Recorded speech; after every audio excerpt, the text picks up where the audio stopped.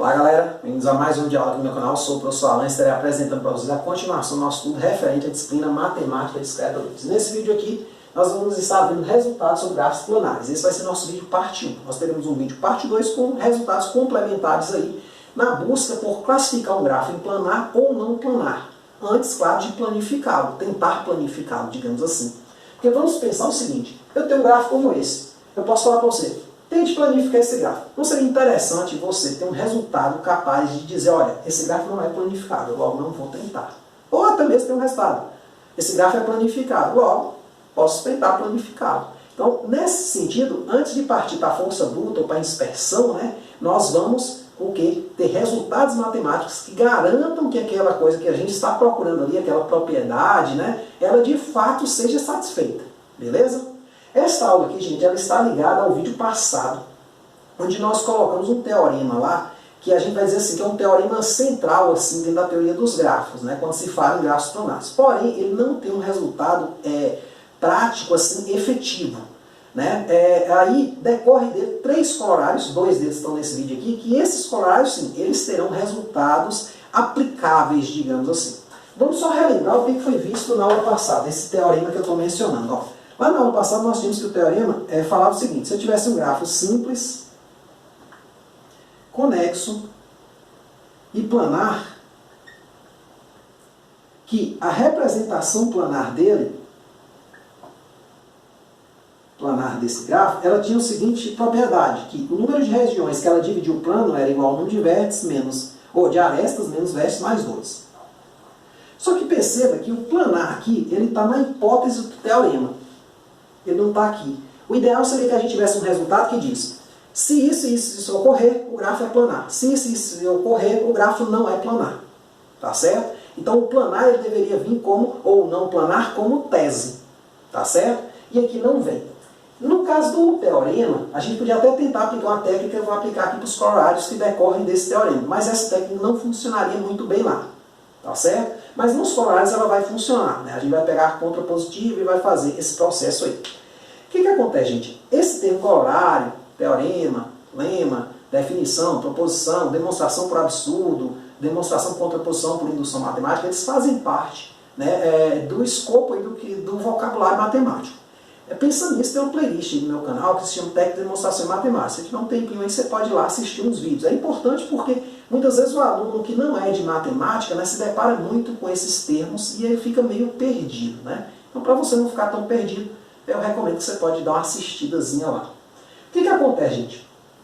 O corolário 1, ele é um teorema também, e ele decorre desse teorema principal. Então, corolários normalmente decorrem teoremas principais. Só que, em muitos casos, o corolário passa a ser até mais utilizado do que o teorema. Tá certo? Por isso, vamos colocá-los com esses nomes, corolário, ao invés de colocar como teorema. O que acontece? Ó? Seja G um grafo simples, planar e conexo com E arestas e B vértices, com V maior que 3. Então, vale essa relação aqui, ou seja, o número de arestas é menor ou igual que o triplo do número de vértices menos 6. De novo, o planar está vindo na hipótese do teorema, ele está vindo antes do então. A gente gostaria muito de jogar ele para depois. A gente consegue fazer isso usando uma ferramentazinha que é chamada de contraposição. Olha, na lógica, a contraposição de uma proposição é uma proposição equivalente dada pelo seguinte. Então, uma proposição P implica que pode ser um teorema. Ó. Hipótese do teorema tese. Vai ser não Q implica não P. Ou seja, eu posso trocar a tese pela hipótese, só que por suas negações. Então, eu troco, inverto o lado e nego. É o que a gente vai fazer com esse corolário aqui. Vamos imaginar que um gráfico pode ser simples ou não. Vou chamar essa propriedade de simples de P. Pode ser planar ou não, vou chamar planar de Q e conexo de R. E nossa tese vai ser essa de S. Nesse caso aqui, observe uma coisa que nós temos é o seguinte. Tem aqui essa hipótese aqui, que também estaria como hipótese, que ela tem que ter mais de 3 vértices. Só que ela é muito óbvia, a gente não precisa necessariamente considerar ela. Vamos escrever esse corolário aqui na seguinte forma. Ó. P implica Q... Ele é da forma o quê? P e Q e R implica S. Isso aqui é aula de lógica, viu, gente? Se você não viu vídeos de lógica, não estudou, é interessante você estude, porque senão você não vai entender por que funciona a coisa. Você vai até entender a resolução do exemplo, mas vai ficar com uma pulga atrás da orelha. No meu canal tem a playlist de Matemática Discreta 1, lá na segunda aula de lógica, lá vai ter 3 vídeos de lógica, o segundo vídeo, né, de lógica, ele fala sobre essas coisas aqui, sobre equivalência lógica. Então observe o seguinte, esta coisa aqui, ó, P, I, Q e R, lê-se, o grafo é simples, e planar e conexo. Então, aí você tem a setinha, vale que isso aqui tem que ocorrer. A gente pode fazer o seguinte, podemos negar o S. O que é negar o S? Se uma coisa não é menor ou igual que outra, ela é maior. Então isso aqui seria o quê? O E maior que 3B menos 6. É a primeira coisa que você vai fazer na questão, se você for tentar usar esse corolário. E aí isso tem que implicar na negação disso aqui. O que é a negação disso aqui? É não P, ou não Q, ou não R. Isso aqui vem de onde, gente? Das leis de Morgan, né? De De Morgan, lá da lógica. Ó, a negação da conjunção, P e Q, né? É o quê? É a disjunção das negações, né? É não P ou não Q. Então a negação aqui, a gente nega cada um e troca os conectivos I por O. Tá certo? Isso significa o quê? Traduzindo em termos, né, língua portuguesa, significa que se isso aqui ocorrer, ou seja, a negação disso ocorrer, então ou o grafo não vai ser simples, ou ele não vai ser planar, ou ele não vai ser conexo. Aí entra onde a jogada. Quando eu olho para um grafo, de cara eu vejo que ele é simples. De cara eu vejo que ele é conexo. Se eu estou vendo que ele é esses dois, e pelo menos uma dessas três teria que ser falsa, necessariamente ele não vai poder ser planar. É assim que a gente usa. Certo? Então as duas condições simples e conexas são facilmente verificáveis. Claro, ele poderia não ser simples. Então, nesse caso, ele podia ser planar e conexo. Aí não me serviu muito. Né? Aí poderia acontecer das três serem verdade também, né? Então, pelo menos uma, na verdade, delas, né, pode falhar. Na verdade, falar as três serem verdade não pode, mas duas delas poderiam ser verdade, aí necessariamente a terceira teria que falhar. Tá certo? Ou apenas uma verdade e duas falhassem também pode ocorrer. Mas tem que valer isso aqui. Ó. Se eu negar isso, eu tenho que ter essa negação aqui. E aí, sendo esta aqui simples, esse aqui conexo, não poderá ser planar. Para ficar claro isso, vamos usar essa questão aqui, ó, esse exemplo. Vamos ver como é que se escreve isso, né? Porque muitas vezes a gente explica, mas pô, a escrita como é que fica. A gente vai ver isso aqui também. Então mostra que K5 não é planar usando o corolário 1. Olha só, nós temos aqui o seguinte.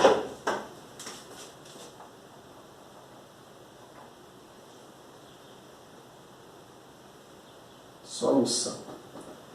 Então, note que...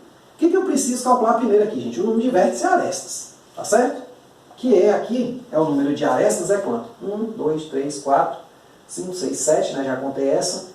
8, 9, já contei essas duas aqui, né? Vindo daqui. 10, com DE aqui. Então tem 10 arestas e vértices. 1, 2, 3, 4, 5. 5, né? K5, 5 vértices, né? Então note que E igual a 10 igual a 5 são tais que 10 é maior que 3 vezes 5 menos 6. Ou seja, que o E é maior que 3V menos 6. Ou seja, neguei isso aqui, peguei a negação, vi que a negação está ocorrendo. Então, necessariamente, eu vou verificar as condições que eu consigo enxergar dessas três aqui. Como K5 é simples, está errado? Não, ó, é simples, não tem múltiplas arestas. E conexo, está vendo alguma desconexão aqui? Não. Este não pode ser planar, segundo o corolário 1. Porque tem que falhar uma das três. Tem que falhar uma das três. Já que aqui as três têm que ser verdade, quando eu nego o ou, uma delas vai ter que falhar para eu ter a verdade também na volta. Né? Para eu pensar nas negações. Né? Então, a forma da gente escrever é essa. A gente primeiro faz esse cálculo, vê que aqui não deu certo, consequentemente usando a contrapositiva, aqui no texto você podia até botar, ó, segundo, ao invés de usar o corolário 1, você bota assim, segundo a contrapositiva do corolário 1. Fica até mais explicado. Embora não precise, viu? Um corolário, uma proposição lógica, ela é casada com sua contrapositiva. Se você disser uma coisa que tem a ver com a proposição, mas na verdade tiver a ver com a contrapositiva, não tem erro nenhum no texto. Só que não fica bem explicado, né? Então, este não pode ser planar segundo a contrapositiva do corolário 1. Certo? Na mesma linha, gente, que este corolário 1, nós temos o corolário 2, só que o corolário 2 tem uma dificuldadezinha a mais para ser utilizado. Tá certo? Então, aí você deve pensar, poxa, professor, mas você tem dificuldade a mais para ser usado, não seria interessante usar só esse? Aí é que tá. Esse aqui se aplica a alguns gráficos, esse aqui se aplica a outros, então você vai ter que saber os dois. Né? Mas olha bem, se G é um gráfico simples, planar e conexo, com E, aresta e B vértices, até aqui tudo bem, com V maior que 3, também tudo bem, e nenhum circuito de grau 3, vamos ter que fazer essa verificação, então tem que valer isso aqui. O número de arestas tem que ser menor que o dobro de vértices menos 4. Olha só, gente, de novo vamos pegar a contrapositiva. Só que aqui eu tenho 4 condições. Tirando o V maior que 3, né? Que é ser simples, ser planar, conexo e não ter circuito de grau 3. Necessariamente, se isso aqui falhar, uma das 3 tem que falhar. Claro que 2 delas são fáceis. Aí a gente vai ver, ó, simples não falhou, conexo não falhou, por exemplo, na situação. Se a gente conseguir ver que o circuito de grau 3 também não falhou, ou seja, realmente não tem nenhum circuito, então está tudo ocorrendo ok, necessariamente não vai ser planar. Então vamos ver isso nesse exemplo aqui. Ó. Mostre que K33 não é planar usando o corolário 2. Então, solução. Da mesma forma, ó, note que é igual. Quem é o número de aresta aqui? 1, 2, 3, 4, 5, 6, 7, 8, 9. É igual a 9 e V. Não vou nem botar aí, né? Vou botar uma vírgula para não confundir. E o número de vértices é o quê? 1, 2, 3, 4, 5, 6. É o bipartido, né? Então a gente já sabe esse caracteres, a gente já viu esse grafo aí mais para trás. Então note que isso são tais que aquela desigualdade ali, ó, que é o número de arestas é 9, ele é maior, que é o contrário disso aqui, ó, 2 vezes 6 menos 4, que é 8. Ó. Então daqui, ó, o que eu consegui mostrar? Que é maior que 2V menos 4. O problema aqui é o seguinte, esse gráfico aqui tem algum circuito de grau 3, porque observe que simples e conexo, no texto quando a gente for escrever, tá óbvio. Esse gráfico é simples e conexo, sem discussão. Porém, o circuito de grau 3 já é mais complicado. Então eu vou sair aqui do vértice A. Para eu voltar para o vértice A novamente, se eu tivesse um circuito de grau 3, o gráfico não poderia ser bipartido. Você sabe por quê? Olha só. Eu pinto aqui de uma cor, esse vértice aqui A, B, teria um vértice X aqui para eu poder retornar. Então eu pintaria aqui da cor vermelha, aqui da cor azul. Não teria uma cor para eu pintar aqui uma dessas cores que não desse conflito. Se fosse vermelho, daria conflito com A, se fosse azul, daria conflito com B. Então, de fato, por ser bipartido, né, o gráfico não tem circuito de grau 3. O mínimo que ele vai ter aí é um circuito de grau 3 não, de comprimento 3, né? Então ele só vai ter circuito de comprimento maior que 3. No caso aqui, ó, saindo de A eu vou para E, vou para B, de B eu venho para D e venho para A. Ou seja, o circuito de comprimento é 4. Poderia ter um maior também, né? Podia vir aqui, ó, de A ir para C, depois de C ir para B, de B ou ir para E, depois de E ir para B, tal. Eu posso achar maior, mas menor que 4 eu não acho. Então, ó, como K33, né, é simples e conexo, simples, conexo e não tem circuitos de comprimento 3, né? Vamos botar assim entre parênteses, pois é bipartido, né?